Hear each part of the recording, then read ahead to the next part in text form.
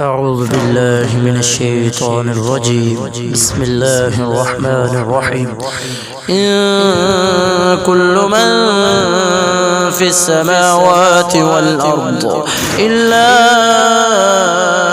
آتي الرحمن عبدا لقد أحصاهم وعدهم عدا وكلهم آتيه يوم القيامة فردا إن الذين آمنوا وعملوا الصالحات